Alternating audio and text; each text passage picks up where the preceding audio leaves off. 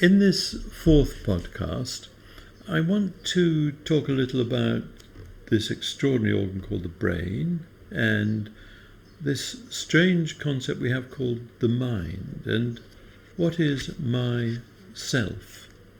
So I want to put some underpinning to this series of podcasts that we're doing so that there is a central set of ideas about each of us. The brain is composed of 86 billion neurons, nerve cells, each of them separate from every other one, but connected by the most extraordinary complex chemistry. Any sound, for instance, that you hear, my voice, hits your eardrum. It creates a little electrical signal in the nerves of the ear, and those electrical signals release chemicals, neurochemicals, brain chemicals, that then flood into the adjoining brain cells, if there are receptors, and create very complex patterns of electrochemical processes.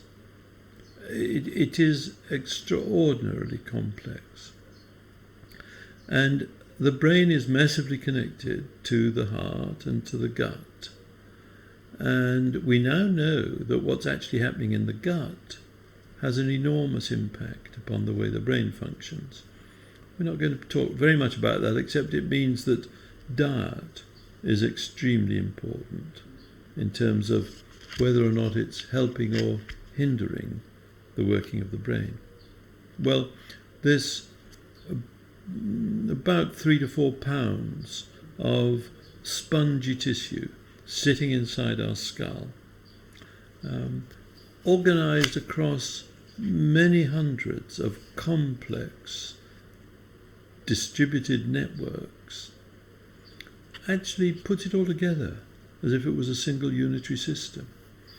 If our brain worked with departmental boundaries in the way that many organizations work, and was struggling across those boundaries, we would be stuttering, shambling bits of organization.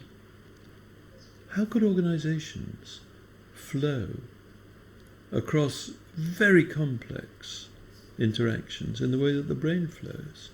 It's a very interesting question for OD people. Well,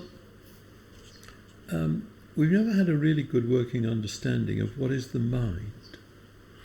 We attribute mind to other people, but not until very recently have we had a good working concept. Philosophy has been fascinated with the mind for nearly 3,000 years, but about 20 years ago, a psychiatrist at UCLA called Dan Siegel began to formulate his thinking about could we have an operational definition of the mind?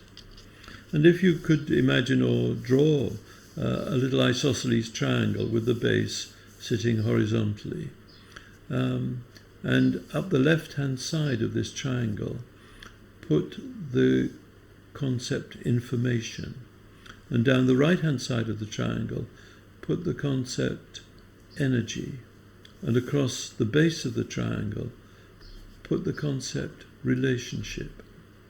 Dan Siegel has suggested that we can see a mind in operation when it is dynamically integrating information, energy and relationship continuously the whole time.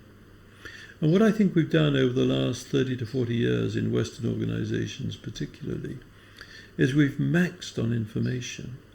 We've completely ignored energy and the way energy is generated through the nature of relationship. And relationship, therefore, has begun to be something that is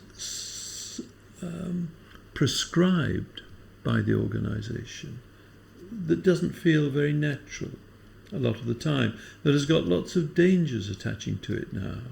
What if I'm reported for saying something a bit inappropriate? we've actually tried to tell people how to be, instead of understanding that, by and large, good people come to work wanting to be the best. How can we create the conditions under which this capacity to be the best mind that one can be, get information, energy and relationship flowing properly? And I think that's the fundamental task of a remodelled HR, which we're going to talk about in a later sequence. But there must be something inside this brain which is represented physically in the brain that creates me, that creates myself. And I've suggested that there must be, and it will be found eventually, something called a central integrator, which has the capacity to use the whole of our life experience to continuously pull off all distributed networks and the parallel systems of the brain, to pull off experience in such a way that it continuously represents to me my experience in such a way that I can represent that experience to the outside world. And that is me. If you've ever had the sad experience of being involved with somebody who is deteriorating mentally through Alzheimer or one of those deteriorating conditions, what gets lost is the sense of the person that I used to know, the self. The central integrator stops working. Brain and mind and self. We're beginning to get a grip on what they are and how they work together. Join us if you can for next week's podcast. And thank you.